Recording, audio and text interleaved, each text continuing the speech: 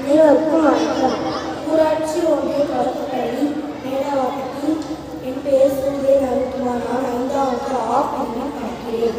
இப்பொழுது நான் உலகம் உயர்வு தரும் என்ற தலைப்பின் கீழ் பேச வந்திருக்கிறேன்.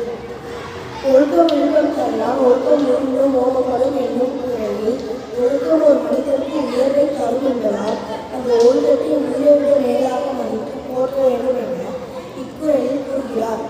சங்ககால சான்றோர்கள் பல ஒழுக்கம் என்னும் நம்மை பல்வேறு நீதி நூல்கள் மூலம் கூறியுள்ளனர். ஆத்திச்சுடி, ஒன்றையக்குடன், திருக்குறள், நாளடியார், திரிகடுகம், சிறுபஞ்சம் மூலம் பழமொழி போன்ற நூல்களில் பல நீதி கருத்துக்களை எடுத்துரைத்துள்ளனர்.